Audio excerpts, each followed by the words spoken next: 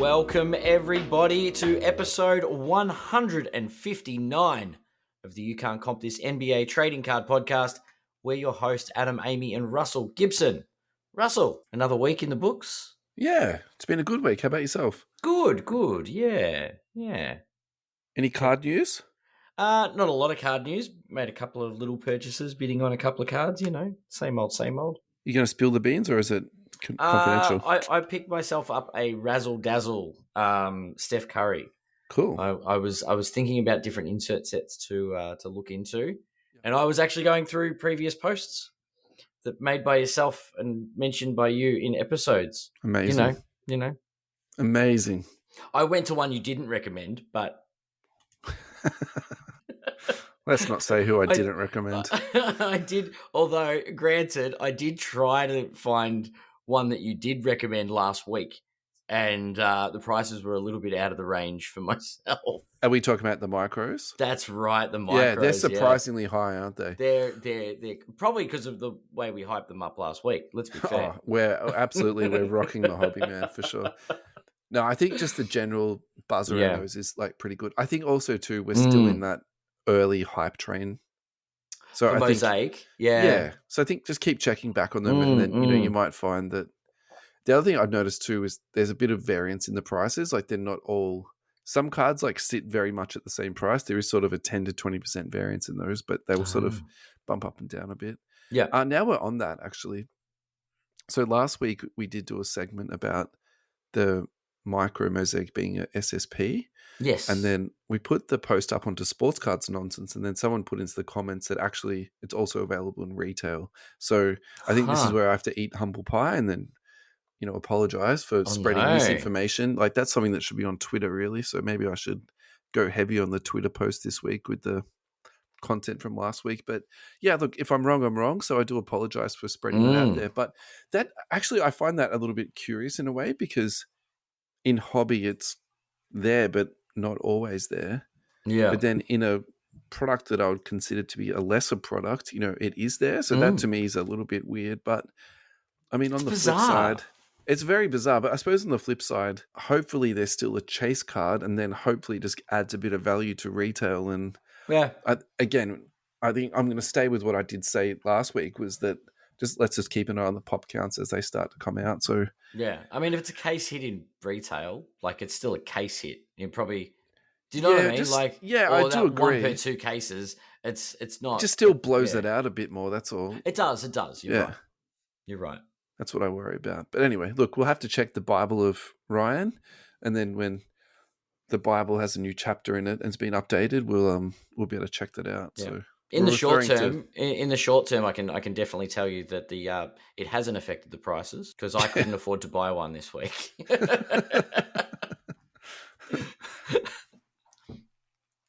Now you're sharing your thoughts on that. Actually, I'll share something that I had into the sheet right down the bottom. It was actually down the bottom from last week. So I went into a 3-case break. Oh yeah, and it was a player break. I'm not going to mention the breaker because we're not getting money from him, but it's probably pretty easy for you to go onto eBay and just search for 3-case break. That's the word, isn't it? 3-case break, yeah. 3 cases were broken. It was a really good experience. Okay.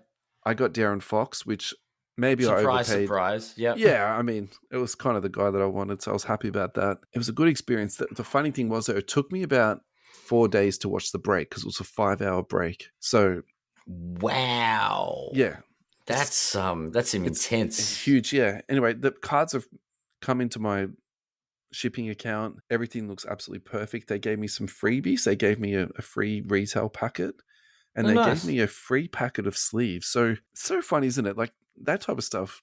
Actually, I don't really care, but at the same time, because it's free, I'm like, oh, that's really awesome. Like that's nice. It's really thoughtful. Like that's like really good customer service. So yeah, definitely shout out to those guys. Like, I don't think he breaks a lot of Panini, and I don't think he breaks much basketball at all. But he knows the liquid guys. I think he's like a baseball breaker because he knew all about Topps Chrome and and Topps. Like he was like all over that. So my Ah, feeling is like his bread and butter was like baseball, and then he's dipping yeah. into that, which is fine. Like he had a good product, and he was a good breaker, so that was fine. All right, so I've confessed my sins for the week. Let's get into this week's show, and I'm sure we'll make some more mistakes, Ad. Of course. So this next segment is called Wemby Mania. Basically, I was just coming across so much Wemby stuff in my save sheet that we'll just put it into one segment. We'll just all go through it. We were going to do this last week, but we just ran out of time, and I just wanted to go through this, really casually. Yeah.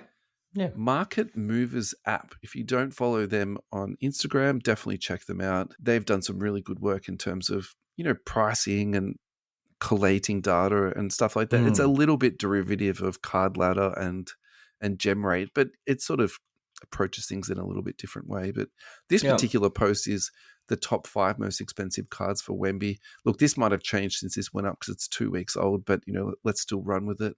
Number 1 is the Black Shimmer Photo for Prism 1 of 1, PSA 9 on that. Yep. 516K. That's a beautiful card. And it's not bad at all. The gold, so that would be to 10. BGS 9.5 on that, 150K. I actually don't mind that. I think the only thing that is probably holding it back is the PSA, but I'm assuming they sent it to PSA and then they didn't get what they want, so they resubbed it to BGS. The Green Shimmer Photo PSA 10 sold for 113,000. Yeah. Black Gold PSA 9 for 68, and the last one they put into there was the Bowman University. This is actually quite interesting. 8.5 on the card and auto 10, 67,000. So probably that one is the one I'm the most worried about. The Photo Green also makes me a bit worried, and I probably think the best one in terms of bang for your buck is the Black Gold. I think that's got the most possibilities to go upwards just because of the price point and the grade on it. I think PSA 9 is fine. So yeah, that's like a really good sort of measuring stick. I'm going to steal your line from this. So I think a lot of this is future prices, and this is for me super high end, heavy duty speculating here, and a lot of this stuff for me is a little bit of a stay away. And we're going to talk. So we spoke about the Kobe last week. Yeah. We're going to talk about a couple of more different one of ones this week, and I think they're going to be a really good measuring stick. So we can almost use that as a reference point for the rest of the show, actually. Yeah. I might leave that tab open. Alrighty, the next one is from Slab Stocks. Now, this is a really good one too because it gives us an idea of where we're at in terms of how he's trending. So this is for the silver PSA 10. Yep. At the start of the graph, we're up to 2,500. At the end of the graph, we're sort of sitting in that $1,000 range. Again, this is 2 weeks old because I've put it into the sheet. It's down 1.6K or down 60%. So, look, we have spoken about this the last couple of weeks, so this is not exactly... We did touch on the silver pricing, yep. Yeah, it's not particularly new news, but at the same time, it's just good to have a look at this and get a measure on it. Look, I don't see a massive problem with this at $1,000. Just the population on this, I think, is going to be enormous. That's what makes me a little bit worried. But I think what we have seen, even when you have someone that has a high pop count, that doesn't always matter. If it's the right person, it's the right card. Or it's supply demand, right? Yeah, the population does matter, but I think, for example, on this one, it matters a little bit less than maybe Josh Hart or Tyrese Halliburton or... Yeah. Do you know what I mean? Someone else that's sort of in those lesser tiers, maybe even Anthony Edwards, as popular as he is. Oh, I tend to agree. You make a very, very good point. Thank you, sir. Yeah. This next one is Card Ladder. It's actually showing the same one that Market Movers showed up on there. It's the Black Gold to 5 for 68K. Probably should have done my research. Oh, that's why I put that in there twice. All right. So the reason why I put this into the run sheet twice is because we're going to do a card versus card. Oh, so clever. Card versus card. Wemby Black Gold to 5 for 68,000, or the LeBron James 2003 SP signatures PSA 10 auto 10, and that sold for 53,000. So if you go the LeBron, you'll actually have a little bit of change, 15,000 in change. So what would you rather have, the LeBron and some change, or the Wemby Black Gold to 5? The LeBron is numbered to 50? Correct. But it's a rookie year? Correct. I'll take the LeBron. Yeah, I'm going to go with the LeBron too. I'm LeBron. Like, we're not guessing that the man's going to be the highest scoring player of all time. It's a Yeah. fact. Do you know what I mean? Like, we're talking about future pricing just before. And if we ask LeBron, he's also the GOAT. Well, LeBron will tell you that. He'll also paint you a narrative for it, and that's fine. But his career is like, we're not prospecting here. This is LeBron James. Yeah, definitely. And look, Wemby, don't get me wrong. I think Wemby is a phenomenal athlete and has a very, very good career ahead of him. But And high upside, you could say that. Yeah, and plenty of high upside. But yeah, his career is still ahead of him. totally. Touch wood. Let's hope nothing bad does happen. But he could get injured tomorrow, and then it'll be, oh no, the guy that could have been. LeBron James is etched at the top of the mountain. Do you know what I mean? Yeah. So that's why I'm going to stick with that. Yeah, I think what you've just said, Dan, is totally fine. What also goes through my head too is what's the new baseline for LeBron autos? Because we were talking about this with baseline with Kobe autos. Used to be 1,000. Now that I feel like that's now gone up to 2,000. Yeah. And then Giannis used to be sub 1,000, but it's very difficult now to get those autographs for less, unless you want to get a sticker, which would still be around that 1,000 mark. It's really interesting for me about LeBron because, I mean, yes, this is a rookie and it's a 10-10 that's numbered to 50. So this is not just a regular of the mill sort of autograph, but at the same time, like that's quite a high sort of a baseline, if you want to call it that. So I think that's something to really keep an eye on. Yeah. Alrighty, this is from Eric Whiteback. And I think we've actually done this before, but this is really an update on this. This is technically not Eric Whiteback anymore. He sold his account, just FYI for the peeps out there. PSA has graded more cards of Victor than Kareem, Bill Russell, Wilt Chamberlain, and Hakeem Olajuwon combined. So Victor has got 211K cards, and the other GOAT group has got 208K cards. What do you make of this? It was a different time, not to sound out of touch or old. But mate, we are old, and we're probably also out of touch, so that's fine. It is. It's like back in those days, grading cards wasn't a huge thing. Do you know what I mean? Like, it wasn't as big the production wasn't as big. It's yeah. That's as simple as explanation as I can give.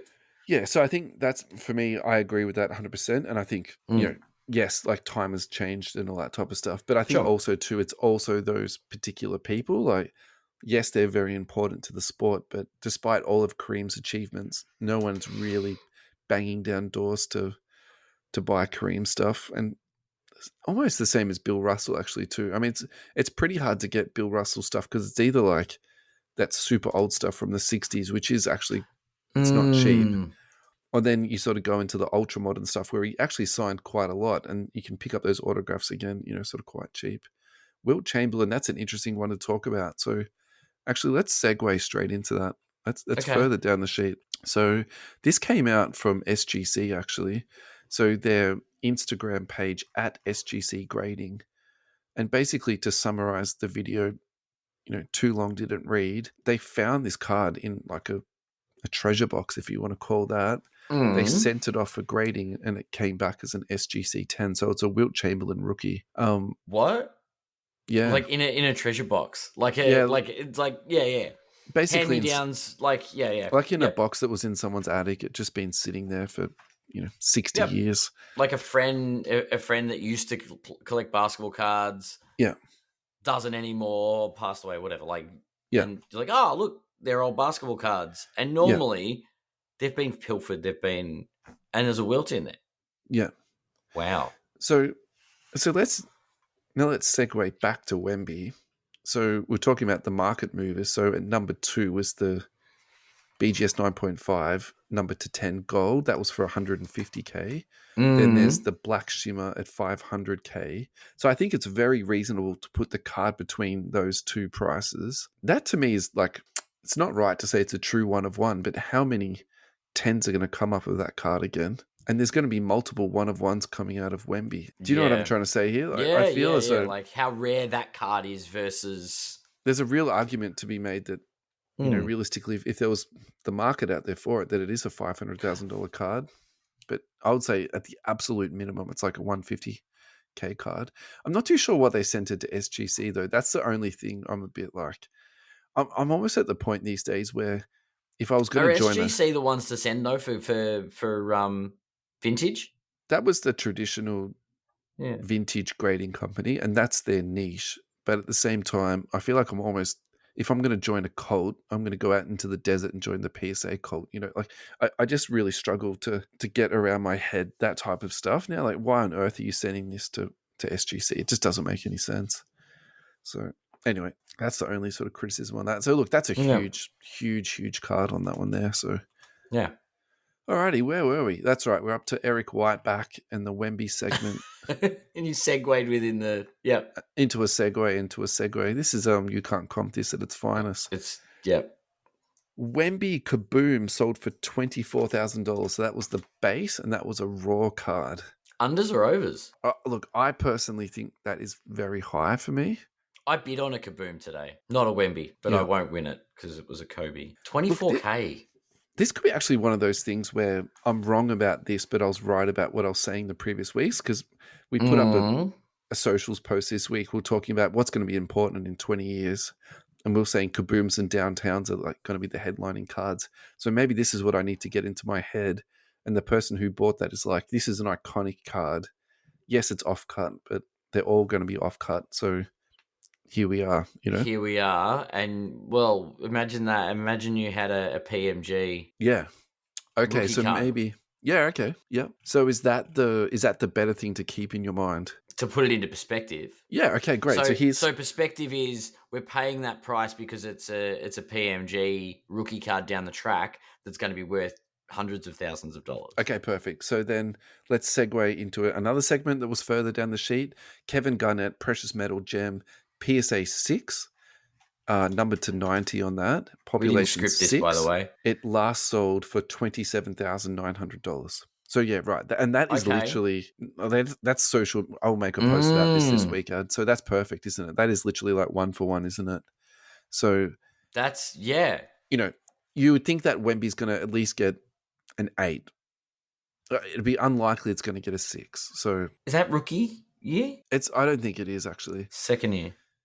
But at the same time, I think what's more important is the card as opposed to, I mean, yes, it does matter if it's a rookie or not, but I'm just like, for context, as a measuring stick, I'm like, because what we're saying is this is Wemby, one of Wemby's rookie cards. There are no autos, so what premium cards are we looking at? Yeah, definitely. And I think the Kaboom, or the equivalent of it, the modern PMG, we'll call them, is a good starting point. So maybe that 24K is right.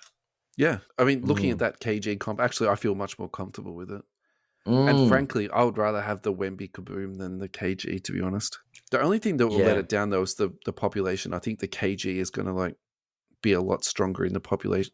I mean, this is stating the obvious. It's numbered to 90, but you know, 1 and 1 isn't out yet. But I can't wait to see the downtown of Wemby. That is going to be. I'm actually looking forward to seeing the preview cards on that. Is it just going to have him dunking it, like putting, because he's that tall, like that long, that he just dunked from the 3-point line?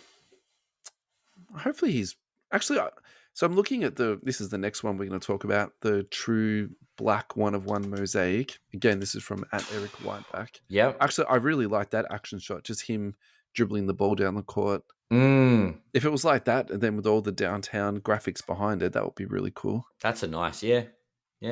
Eric estimates his card to be $35,000. So again, that sort of puts it in that same sentence as the PMG, the Kaboom. Yeah. I would probably rather have the Mosaic 1-of-1, the Kaboom. I know I'm contradicting myself now, but but it's a 1-of-1, and it's also the true black, which is the color match that you froth over so much. Yep.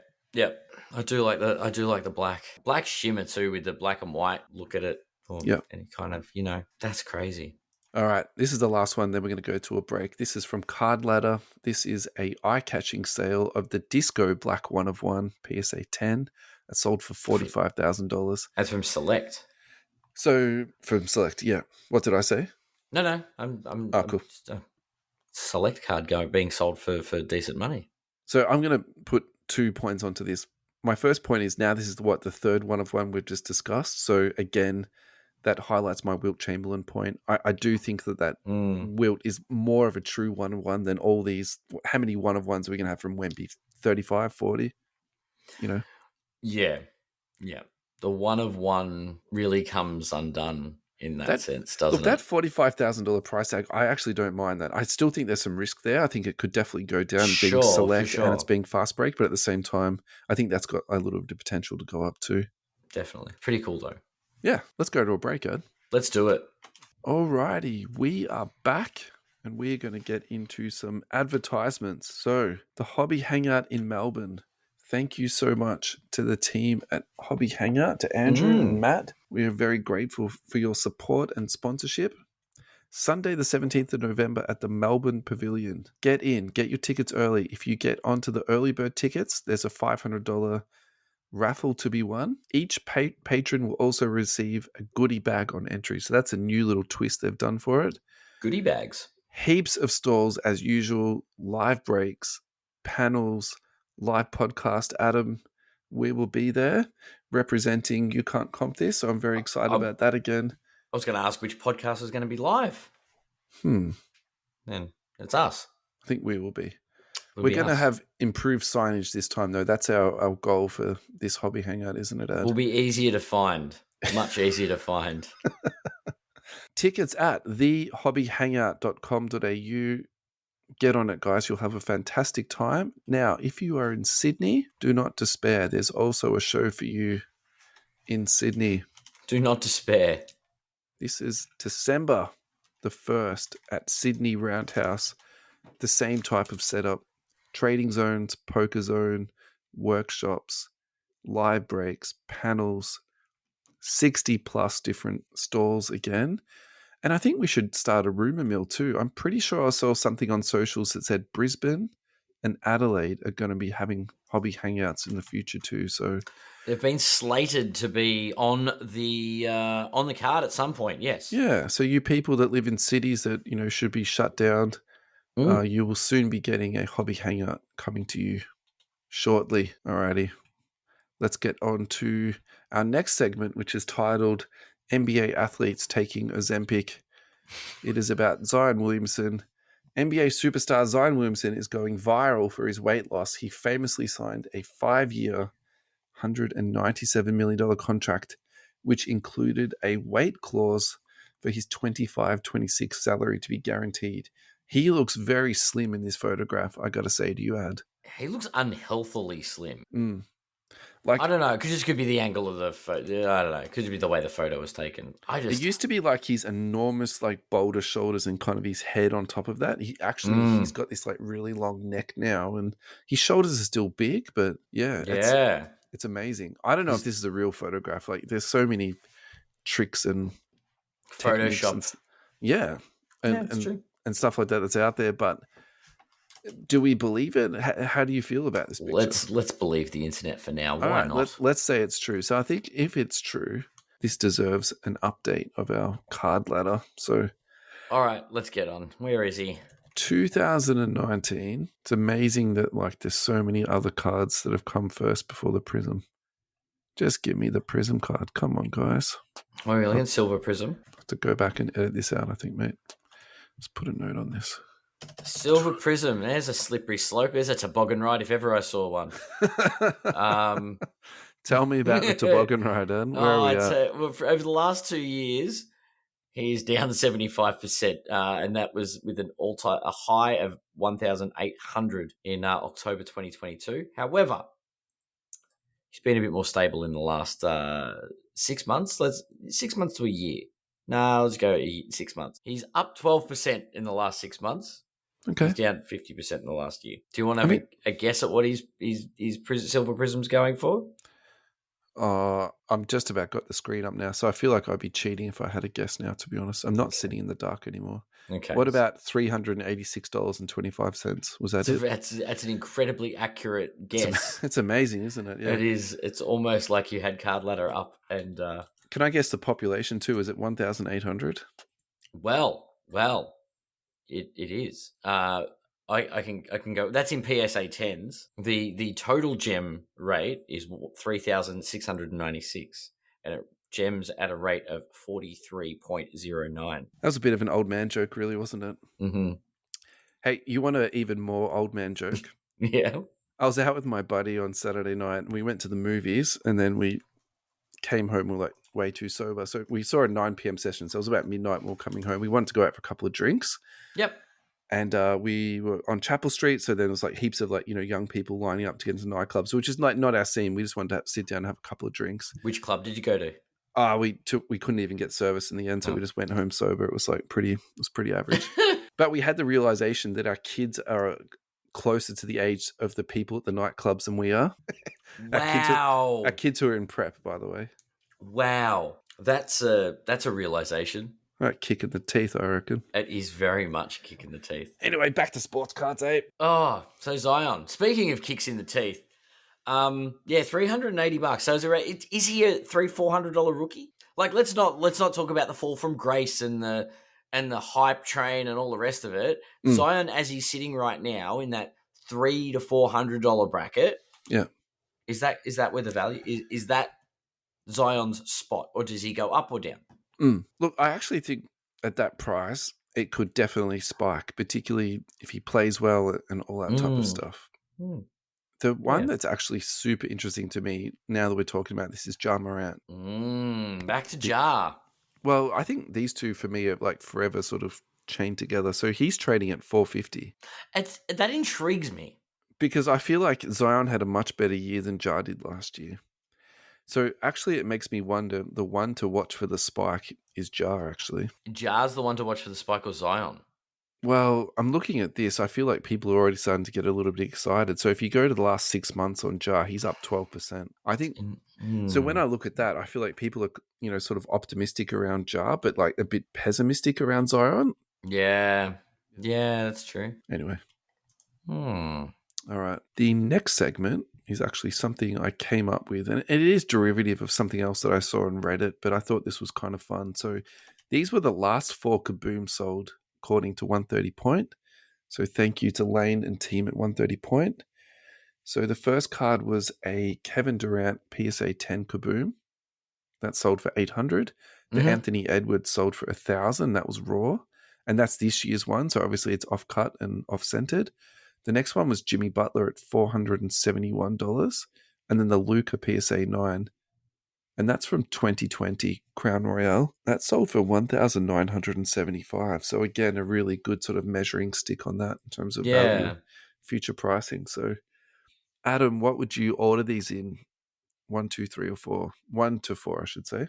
My order? Yeah. Based also on price. So this is where we did it a little bit different. You comp this to the other one. Yeah. But which one I would buy first? Yeah. So for example, Ivan said Anthony Edwards, Luka Doncic, KD, and Jimmy Buckets. That's my order. Oh, okay. There you go. So you agree with Ivan? Yeah. But I'd also probably, given the prices, I'd pay the difference and buy 2 Anthony Edwards. Yeah, right. Do you know what I mean? Like, that's a good price for Ant-Man. I think Luka's, we all know what I think of Luka. So particularly for a PSA 9, I agree with that. I think the only risk with the Edwards is that it won't get to even a 9, and at $1,000 raw, that to me does become a little bit tricky. I mean, if the whole year of these ones are 9s, right? So 9 is the new 10. Yeah. For this run, for this specific run, that's the Blaise rule. Yeah, definitely. Yeah. So, I mean, I'd buy two Anthony Edwards kabooms over a Luka kaboom, knowing that even if Luka does go up, I think Ant will go up exponentially. Better value, like for the 2 purchases. Yeah. And Jimmy Butler. Well, I don't know why there's a Jimmy Butler Philadelphia kaboom. Let's be fair. It's super weird, but I think at the same time too, these cards are so important that I don't mind that price. Like I think. All right, so now we'll go to the 4th one there, KD. Yeah. Is Brooklyn KD something you're getting? Do you know what I mean? Like, are you looking for a Golden State KD, or are you looking for a Phoenix KD? I mean, I think Golden State KD is probably going to hold the most value long term, but at the same time, well, you've got the Warriors where he won a championship, and you've got OKC where he won an MVP. My overall impression of KD is that he's undervalued to the point that he actually might be chronically undervalued. Sneaky. And so yeah. a price or a purchase like that is probably actually going to be very good for a long-term hold. Very good. That's my gut feeling about KD in that purchase. So, yeah. Yeah. It's an interesting one. Sean Holloway, Ant, Luca, KD, and Jimmy. Ant for the simple fact that he probably has the most growth out of the four, and in my opinion, it's the most exciting to watch. KD has had his career, and I don't really think his prices will fluctuate much. It's also a Brooklyn KD, which will be my last pick of uniform to have him on that card. So he touched on a lot of things that you just spoke about. Al Keynes, g'day Al. AE is the most room to move, in my honest opinion. I can see him being more than Luca once he lands a ring. There you go. Timothy Price, Ant, Luca, KD, and Jimmy. Picked Ant first due to the upside. No way you can go wrong with the Luca, though. Yeah, interesting. Yep. Anyone else? Mark Cahill's next. Mark Cahill, Edwards, Butler, Luca, KD. I think Mark's just really been drinking the Luca Kool-Aid that I'm selling. Well, if I can maybe reason with Mark, I would say it's about the price points. I think if you're talking about pure price and also that it's raw, so you can take that Jimmy Butler and then grade it, potentially get a 10. I think that's a good play. And then if you're just looking at the pure numbers, you know, the Luca being a PSA 9, so that's actually the maths is there. Yeah, yeah. And then Brad said Ant, but keep it raw for obvious reasons. Yeah. Luca, KD, and Himmy. Yeah. Yeah. Ah, there we go. James Mann. I'll take the Jimmy and spend the rest on something else. Do you think that it's because of his name? That's why he's buying Jimmy? Possible. Possible. Matthew Hull, Edwards, Butler, KD, and Luca. That's really interesting, actually. So that's... I feel like everyone is basically going Edwards first, and then there's some mixture of the rest. But I'm surprised that Luca's actually last or second last on a couple of these. It just goes to show how our long-term listeners have been slowly accepting the your brainwashing. Well, it's not really brainwashing. I was just sort of dropping facts that Luca's overrated. Joel Ant. Sorry, what was the question? Yeah, so Joel is a diehard Wolves and Edwards fan. Luca, KD, and Jimmy. Yep, that's fine. That's probably where I'd have my list, actually. Yep. Actually, no, do you know what? I'm just going to go controversial here. All right. Who's number one? I probably should put Luca first. And my reasoning is those cards are so badly off cut. You're probably... Oh, that's really expensive, that 1,900 though, isn't it? Yeah. It's tough, isn't it? Actually, do you know what? Just by pure numbers, I'm going to go Jimmy Buckets first. Because it's a nice cheap kaboom. Then I'll go KD because it's 800. And then I'll go Edwards. And then I'll go Luca last. And then, that, to be honest, that would probably be the order for my own. If I was purchasing all of these, that's the way I would do it. I do like... raw or 10, you know what I mean? And you know you're not going to get a 10 with the Edwards. Yep. Yeah. Yeah, true. I do like Luke Rowe's comment at the end. Ant, Luca, KD, who? Jimmy? Who, side note, Ant's got to zip his lip or it'll be another jar. Oh, this is where we make jokes about Dream Page on Instagram. He's got to zip something else up too, right? Too soon? Probably. All right, time for a break.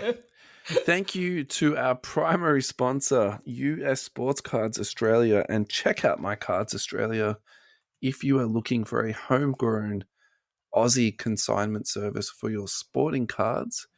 Hit up ussportscardsaustralia.com.au, click on the three little noodles on the left-hand side, and then click on ComCA, where you will find the whole gamut of how to submit your cards, how to make contact with Ross. He offers very much a boutique service. You can DM him, you can email him, post your cards into him, he'll sort it all out. At the end of the month, he'll send you a nice little credit note with some money into it for the cards that have been sold. It's literally as simple as that. It looks to me like he's still building up a few things on his site, but in saying all of that, Ross is definitely moving this forward at a really nice rate. If you're also looking for hobby boxes, collectible protection, sports memorabilia, he's also got toys. I think he's got some water pistols on here the last time I looked. You can find it all at US Sports Cards Australia. Thank you for their support. They will be supporting us for basically the next 6 to 8 months ad. So we'll be running this ad until we're basically blue in the face, mate. So, yeah. Alrighty. We are now back Thank We're you, back. everyone, for coming back. We really appreciate it. Now, this next one is a bit of a weird one, but actually, this is my favorite story of the week. So this is a little bit self-indulgent, but I don't care. You guys have to listen to it. Angel Reese has signed a endorsement deal with Reese's Pieces, and I love this so much. It's just not funny. In the background of the illustration, they've got a Reese's Pieces themed jersey with her name on it, and I would buy that. In the Reese's font, Yeah. with the color scheme, with the Yeah. I would buy that. Honestly, that is so super cool, to the point that I kind of wish that the Chicago Sky, I'm pretty sure she plays for the Chicago Sky, they would like do a Reese's Pieces jersey for like their city edition. Was their their jersey. That would be sick. Yeah, okay. Yeah, What NBA players could do something like this, do you reckon, Dad? I can't even. Or some like quirky endorsement that an NBA player could do. Yeah. The like crossover with a. Can't think of any. I've really put you on the spot here, haven't I? You have. So I wouldn't mind to see NBA players do endorsements with like video games, for example. So that would be cool. One that like comes to my mind is obviously De'Aaron Fox. So he did his own NFT, which like went terribly. So there's that part of it. But he's also like a well-known like gamer. Yeah. So Ben Simmons back in the day was famous for basically playing Call of Duty for 24 hours straight. So I feel like Ben Simmons. No wonder he didn't play much basketball. Get injured and just play Call of Duty. Fair. But like, I get going down a rabbit hole on something, and I do love playing video games. So who am I to judge? But 24 hours straight, that's pretty insane. You gotta stretch. You've got to take breaks. You've got to That is one hell of a binge. Yeah. Yeah, that is a binge. Yeah. Anyway, so hats off to Ben Simmons. Yeah. Yeah. So I wonder if like Ben Simmons doing some type of endorsement deal with Call of Duty, or like De'Aaron Fox doing, the endorsement deal with the game that he plays. I reckon that would be really cool. Yeah. That would be cool. Get into a room, with them and shoot them up, something like that. That would be sweet. Yeah. Anyway, is Drew Holiday a Hall of Famer? This comes from @thescore. Now, I love this. I like this discussion a lot. Yeah, me too. 6-time All-Defense, 2-time NBA champion on 2 different teams, which to me is more important because I feel like that's not easy. He then becomes the missing piece on 2 different teams, and really, I think he personally was. I feel like the Bucks took a little bit of a step back last year, and the Celtics took 2 huge steps forward, this year. He was really just fantastic for them. And then 2-time gold medal. And again, we just saw that recently. He was just such an important part to that team. He was part of the core. He was one of he was a rotation piece on an Olympic team. Yeah. Noting Jason Tatum wasn't as big a role. So do we want to talk about that a little bit and the skepticism behind that? Sure. That it was basically like Steve Kerr doing psychological warfare on the guy, and also the Boston Celtics. Pre-season getting in there and getting into Jason Tatum's head. Like Tatum makes the team but doesn't play. Jaylen Brown doesn't make the team. Drew Holiday does and then plays ahead. And then your boy somehow makes the team and then plays more minutes than Tatum. It's super weird. Like, you have to, when you say it like that, it sounds super weird. I mean, if you're being the cup half full, you say, well, he was playing at the same position as Kevin Durant and LeBron James, and yeah, they're the veterans of the team. They got the most amount of minutes. But I mean, it is really weird that the champion of the league couldn't even get into some of the games. Like, that to me, that is unusual. You have to admit that. Yeah, yeah, interesting one. If you're a Boston fan, are you happy about that? Because now he goes into the next season fired up, ready to go. Hungry. I don't think he cares. The Olympics are an experience. They're not about like, I don't know. I wouldn't be caring about it. It's just like Halliburton didn't care. He's like, look at me. I did the group project and I still got a gold medal. Yeah, I did like that joke. It was like, yeah, whatever. So yeah, I think it is a little bit different, Halliburton to Tatum, in terms of achievements. I think Tatum is definitely 2 or 3 steps ahead of Halliburton. And you could make a strong argument that Halliburton might never win a championship. So, this is the thing, though. Do you remember the World Championships when they sent the other version of the Dream, their All-American team that didn't have Kevin Durant, Steph Curry, LeBron James on it? Yeah. Right? That version, Tatum would have been a key role player. Like, he would have been the star, actually. Yeah, agreed. This version it's like, wait your turn. It's fine. Go and grab a gold. I know I'm sticking up for Jason Tatum. I love the fact that it's potentially getting in his head, but I don't know. I don't think. I think he'd be happy to have the gold medal. To have the experience with LeBron and KD and Steph and God, Steph was good in that final game. But yeah. Anyway, back to Drew. Yeah, we've segued, but that's fine. He is a Hall of Famer, surely. I mean, probably. I think so. Is he first ballot? Is it first? Is he definitely getting in straight away? I think definitely not first. I think second, it will depend on who else is nominated in that year. I think for me, he's like a third or a fourth. But if he doesn't make it, I personally think the Hall of Fame, this is a separate argument altogether, but I think it's very flawed. Like some of the people that get in. That's fair. To me, it's a little bit dubious. And then some people that don't get in is. And actually, the thing I don't like about it the most is the way that they put people in. I need to pronounce this word correctly, posthumously. My preference would be that people get in when they're still alive so they can actually enjoy the experience. Yeah, definitely. Yeah, that makes sense. So that would be, if they could fix one thing, that would be the thing that I wish they would fix first. Like get people in when they're still alive. There's no point naming people, afterwards. The Hall of Fame, so their family can take the award. Yeah, but let them, geez, sure. They've earned the achievement. Let them enjoy it. Let the kids play. Anyway, so are we both in agreement that Drew Holiday? I think Drew's done enough. I do, and his career's not over yet. Yeah, could go back to back. He'd be 3-time champion with the Boston Celtics. I'd like to hope not, but he could be. Yeah, look, I don't think we need to go into this next bit that much because I've already said this on the podcast. So I'm just saying what I've said previously again. I think Drew Holiday is a buy. I think Drew Holiday rookies are an absolute buy. Mm-hmm. And it's actually really, he's not on card ladder. Again, he's not. I've complained about this already. So 2009-10 Topps Chrome numbered to $999, PSA 9. That just sold for $93. Look, I think that is a very sensible purchase. I think that card doesn't have a huge upside, but I also think too that is going to be like a slow and steady upper. Drew Holiday 2009-10 Crown Royale rookie card. That looks like it's an on-card autograph, but I could be wrong. 96 out of 599. That sold for $48.90. That's USD. Look, that is very shrewd. That is very good. I actually think, so if I was doing my top 10 list this week, Drew Holiday would be on my top 10 list. I think that's, Yeah. Alrighty.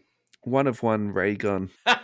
So when breakdancing intersects with pop culture, that intersects with cards, it somehow ends up on an NBA trading card podcast. And here we are talking about the Aussie breakdancer ray gun. This is from Lameme James. And definitely worth a follow, Lameme James. Yeah, she's got a one of one. Congrats, ray gun. I hope you're getting some royalties for that. Oh, goodness. The podium finish there. There were three moments of the Olympics, and Ray Gun was definitely one of them. Alrighty, let's do this next one as a quick fire one ad, then we'll go for a break, and then we'll have our last segment. So This is from Twitter at Shams, the younger version, Woj, the younger version of Woj. It's baby Woj. the Gen Z one. That's it. Phoenix Suns are waiving Nazir Little and EJ Liddell. Per sources, the Suns will open up a roster spot and create flexibility for signings and trades during the season. Suns will stretch 3 years and $22 million remaining on Little's deal. So basically, this is the same thing that happened to Lil Deng. So basically, for the next 7 years, he'll be getting a paycheck from them. He's allowed to sign with other teams, and my understanding is normally in the more traditional thing, when you're waived, the salary that you sign for then gets deducted off your previous contract. But when you're stretched, that doesn't happen. It's this really weird kind of like so you can just sign him and get paid whatever it is from Phoenix. Yeah, so he basically cashes like 2 checks. Is there any 2 full checks? So who's where's he gonna end up then? I think for me, the writing on the wall for this is not so much about him. It's about what they're going to bring in next. I think it seems to me like the Suns' ownership of really trying hard to improve this team. And actually, this is really good timing. So if you look through the depth on this team, Grayson Allen's back, Udoka, Bradley Beal, Bol, Devin Booker. If they can stay healthy, I think Phoenix are Kevin very good. Durant, Tyus Jones, he'll be starting for them this year. Damian Lee, who's become a very good 3-and-D role player. Saban Lee, EJ Liddell, obviously this hasn't been updated yet. Nazir Little, they're both gone. Monte Morris, he's a professional basketball player. Joseph Nurkic, the Bosnian Bear. We've got Royce O'Neal, who is, a fantastic, he could start or be the sixth man. That's fine. Josh Okogie, Mason Plumlee, Isaiah Thomas. So that, I'm actually not too sure about that because he's actually currently in Sacramento working out. So I think this list needs to be updated. Wainwright, Ty Washington, we spoke about him. He's on a 2-way contract. And Thaddeus Young, who's basically at the end of his career, but again, like a professional basketball player, that is a very, very, very deep team. Yeah. It'd be interesting what they settle with. At the conclusion of. All right, let's just do this really quickly. Let's look up Devin Booker on Card Ladder, and then we'll go to a break ad, and then we'll do our last segment. Devin Booker. Bum, bum, bum. Found it. All right, what do you got, man? Last sold $860. Yeah, right. Is that silver piece? Yeah, that is up. He's up 37% in the last 6 months. He's down 14% in the last 12 months. Yeah. And down 46% over the last 2 years. Okay. So, yeah, very interesting. All right, so is that buy, hold, or sell at the moment then, Ed? 860. That is a tricky one. Not to sound like I'm pessimistic about the guy, but I would sell at that point. Okay. I don't know. I worry with two alphas on the team like Booker and KD. I think it's going to struggle for his hobby growth because you don't know if he's the alpha or the beta on that team. Bradley Beal, although he is paid in the same range, is definitely neither. But yeah, I think it impacts. I definitely think it impacts. So I think what's come out of Team USA is that Booker's game is still evolving and improving. I think that's for me the takeaway, that there was a lot of talk about his playmaking, his off the ball movement, his D. So that to me is all very for him to coexist the way that he did. Again, I think is really interesting because he's on a very stacked Suns team, and you're just talking about Bradley Beal. Yeah. It's really funny for me because the narrative around Bradley Beal is he's basically like a good player on bad teams. I think that's the best way to summarize his career. But that's not always Bradley Beal's fault. The thing you could argue... it's not Bradley Beal's fault, no. Well, the thing you could argue, though, is how much money that he negotiated for. But again, if you've got a good manager and... then that's what they've negotiated. All the best to you, right? Yeah, that's right. So, but there's nothing ever been said that he didn't want to fit in on a super team or he didn't want to be the third. No. He never said he wanted to be the you never hear him grumbling, banana. do you? Right? So nope. Maybe it's going to be fine in Phoenix. The only thing I worry about this card is that if you're looking at this for future growth, I think the next thing for me is a championship. But the West is so deep, the East is so good at the tippy top. There's no even guarantee that these guys are going to get out of the second round, let alone make it to the finals. And because all the talk that's happening at the moment, I'm really hot for Jokic at the moment. So maybe I'm just blind and I'm just walking down like an alleyway, just waiting to be ambushed. But just hot for the Joker. I just think the Nuggets are going to be good next year. I don't disagree. I think the Nuggets will be good. Yeah. I think they're going to be really good. I don't know. I'm not sold on really good. So my argument is that they won the championship and then the year afterwards, it's really hard to go back to back. And I think part of it is the mental hurdles you have to jump over to get yourself prepared for 2 years in a row. And I actually, when you think about it, they were a little bit sort of blasé at times in the playoffs. Like, we'll win. And even in that game 7 of the Wolves, like you could tell they had the talent to win. And they came back and then they lost it. So, yeah, I know it's only one game. It's not one game, but you know what I mean? It was a series that they lost. But anyway, if they had won that series, I wouldn't have been surprised. Man, we've segued hard here. We've segued a lot. All right, let's go to a break and then we'll do our last 10 minutes of the show, mate, and then we'll be back. All righty, we are back. Welcome back, everybody. This is going to be our last segment of this week's show. We hope that you've enjoyed what we've presented so far. And I think Now is the perfect time to shout out to our friends at centralcoastradio.com. Thank you for your support and for having us on your radio show. If you'd like to listen to us, we are on Tuesdays, Melbourne time, 11 p.m., Thursdays at 10 a.m., and Saturday morning, if you're still up raging and not like Steve and I being sent home on our way sober to bed on Saturday night at 3 a.m., you can tune into Central Coast Radio. You can hear some tunes selected by Adam and I, and then intersected in between that is a podcast. So it's 2 hours of radio. That's and it. Basketball talk. Righty, Larry Bird, one of one. Now, I put this into the run sheet ad because it's Larry Bird. It's got the Logoman patch into it, and it's got his delicious, as always, autograph on it. Yes. The price on this is really interesting for me. It's $39,000 US, so it's a very large chunk of change. However, I have no problems with this going for this price. The really interesting thing in my mind is that Larry Bird, to me, is, at the top of the pyramid all time when it comes to people. But actually, to buy his stuff, it's pretty cheap. And part of that is the amount that he's signed. He just signs all the time. He signs in every product. It's not hard to get a Larry Bird autograph. You can pick something up for around 200 to 400, wow, easily, right? If your budget's $300, you'll get a Larry Bird autograph, no problems at all. So if you want to spend $500, you'll get something, pretty nice. We're talking Australian dollars at this point, by the way. So for this to go up to that, actually, I really like it. I feel like, yes, there's a lot of Larry Bird stuff out there, but I also feel sometimes it's a little bit disrespectful, to me, almost like some of the prices this stuff goes for. So for me, I love this a lot.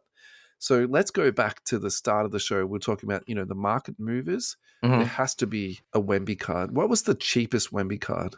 At number 5, $67,000. Near mint 8.5, autograph 10. That's the one of one. And that's him in the Metros uniform. So, it's a bit of a price difference there. But at the same time, I know what I'd be taking in a heartbeat. I'm taking this Larry Bird in a Celtics uniform with the Logoman on it. Yeah, hands down. The more I think about this Wemby stuff, the more complicated it almost becomes. Like, I feel like overthinking it actually makes it worse. Yeah.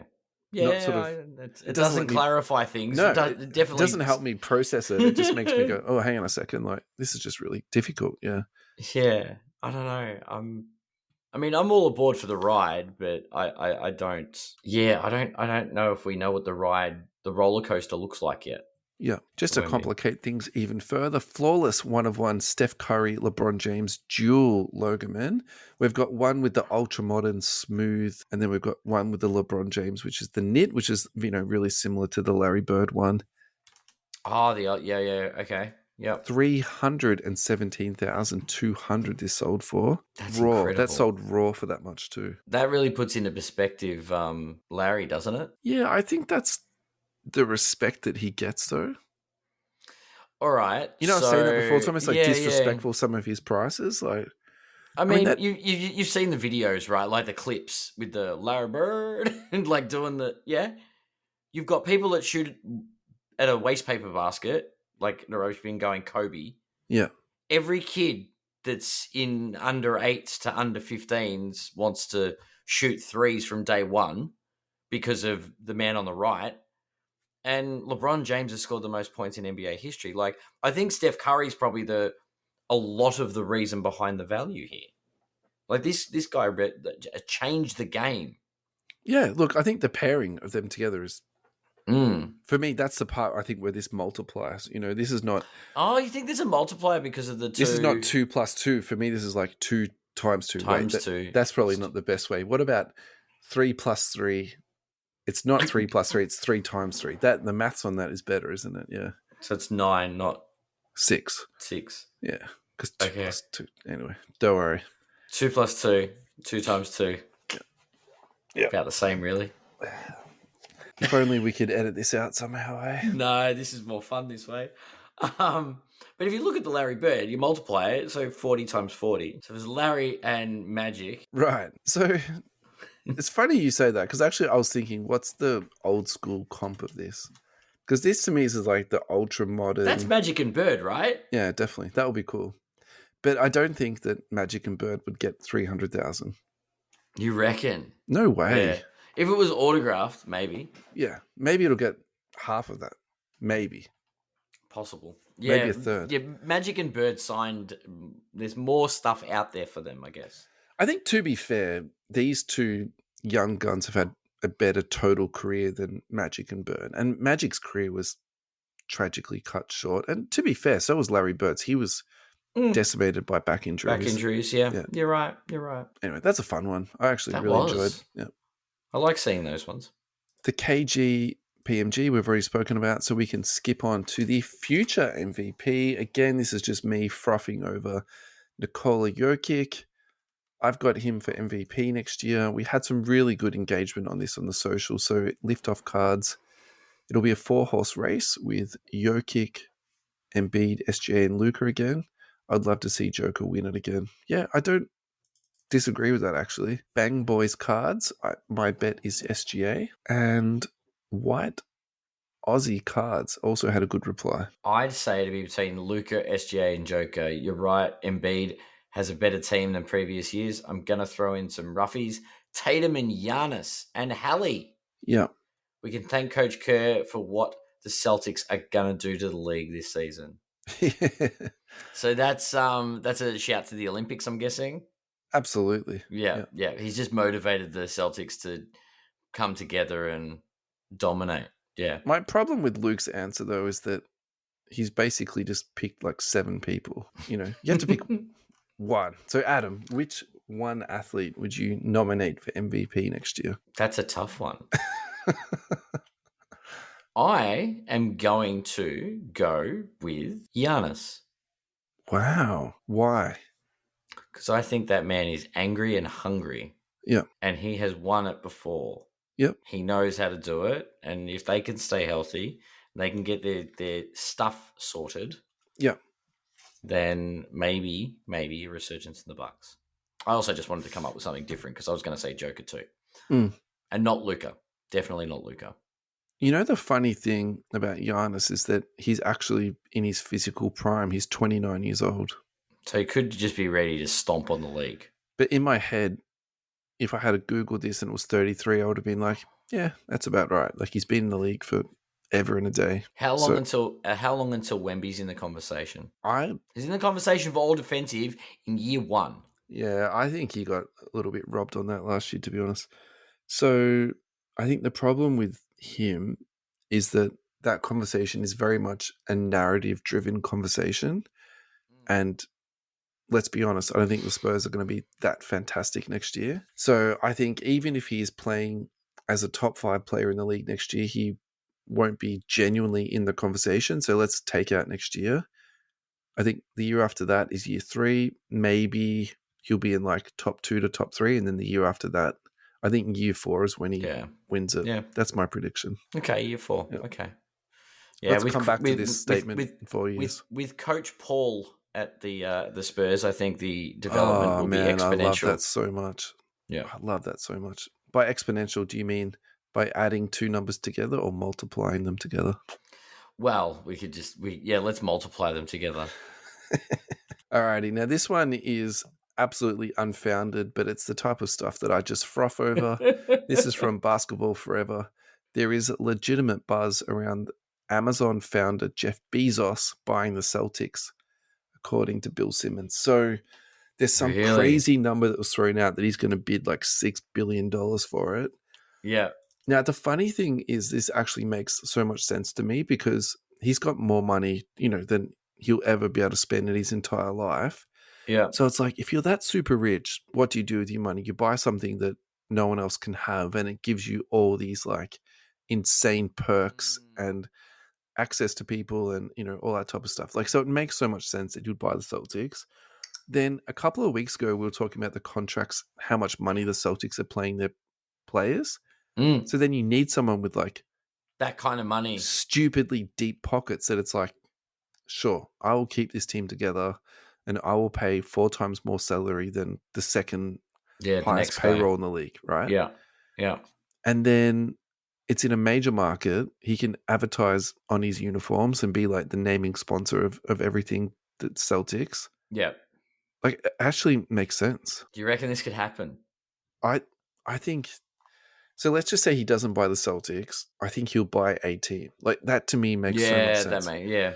Particularly after he saw, old mate Microsoft go into the Clippers and, do what he's done with that team. True. Very true. Very true. I can't see Bezos like going red in the face, clapping on the sidelines though. No, probably not. No. Just calmly nodding. I reckon we've got time for 2 more things. We can do this. All right. Now, this is an WNBA update. The Indiana Fever has had more views across social media than any NBA, NFL, NHL, or NBL team in the last 4 months. That's awesome. Jersey sales are up 1,193%. Ticket sales are up 264%. 80 million social media video views, 800 million on YouTube. 740% more beer has been sold at games, which I'm not too sure if that's a good thing or a bad thing. Fair. But still is good. 10 times more fans interacting with the website and the app. I must admit, I did download the WNBA app this year, so I will fall into that 10x. Yeah, look, I think this is all, really good. And it's all it's really, it's led by Caitlin Clark, but it's the quality of the league as well. I think the quality was already there, and then she was basically the match that lit the fire. Poster child? Yeah. Yeah, I like it. Origins is coming out, and the WNBA Prism is coming out. I think that's going to go absolutely crazy, and that supports my reason for that, I suppose. Yeah. Joke of the week goes like this: Jonathan Kuminga is seeking a $224 million max extension from the Golden State Warriors. Cute. That's well, I mean, there's other whisperings going on in the Golden State camp at the moment. So are you talking about the story that came out that now that Klay Thompson's gone from the Warriors, that Steph believes that the spark is gone and he's requesting a trade to the Lakers? Is that what you're talking about? That's the one. Yes, I am. As much as I love the Bezos story, just for like the unsubstantiated rumors, I love that story just as much. But man, that actually makes sense. I feel like we were speculating. I think, who's the leak? Is it Draymond? I mean, who does anyone care? Who cares who the leak is? Do you know what I mean? Like, if Steph wants to go to LA, we will accept him with open arms. So I think the leak would be somebody that was at Team USA. Sure. So I feel like that excludes Draymond for obvious reasons. Derek White, Jason Tatum. Embiid, someone like that. He said he's had the rumor says he's had the chat with Steve Kerr, and Kerr is supportive of it. Yeah, so it could be someone inside the Warriors then. Yeah. So who do the Lakers give up? Because they don't get rid of AD. Just some salary match, basically. Yeah. D'Angelo Russell goes back to Golden State. Austin Reeves. Yeah, Rui. So it'll be something like that. But I think also, too, what you have to really look at is their draft capital, because I feel like that will be the part that is going to be really the make or break in the deal. And I don't know what the rules are around this, but I feel like it's basically going to be a pick swap for the next 25 years. Like, if you let go of something Steph Curry, crazy, it has to be something insane coming back. But Steph Curry, AD, and LeBron on the same team will be sick. Like, I'll It'd watch be just that. like watching Team USA every night. Yeah, exactly. Yeah. All right, last one, and then we'll go. Hold my beer while I fix the hobby is this next segment. It's called, and this is the Topps Ultra Rare Magic Box has been discovered by a father and son in South Colorado. Oh, that's cool. 48 autographs in one box. Mate, this is the biggest spin in the world. They didn't deliberately do this, right? So this is like Panini putting 24 kabooms into a case, right? This is the same thing. And so I'm painting my own narrative here and I'm in an echo chamber, like whatever, I don't care. But all these people are like, oh yeah, Topps is going to fix the hobby. No, they're not. Like, it's going to be the same nonsense we've been dealing with like for the last 10 years with Panini. Like, don't think it's going to be any different. This is not an ultra rare magic box. This is their F up, and they're just spinning the narrative to say that, oh yeah, we did this on purpose. Yeah. They weren't to know that some random father and son were going to get it. I think it's great that a father and son. Oh yeah, don't let me spoil that kid's moment. Like, that's awesome, but at the same time, like, you know what I'm trying to say? Like, yeah. Like, it's definitely not. Yeah. It wasn't planted. It wasn't. Yeah. They didn't buy it from like the Topps online store. Do you know what I mean? Like, it wasn't. Yeah, sure. Sent with intention. Yeah. Any shout outs this week, Ad? No shout outs for me this week. Okay. Well, in that case, thanks everyone for listening. We hope you enjoyed the show. Adam, thank you for your time. Thank you. Pleasure as always. Yeah. We'll see you next week. Absolutely. Bye. Thanks, everyone.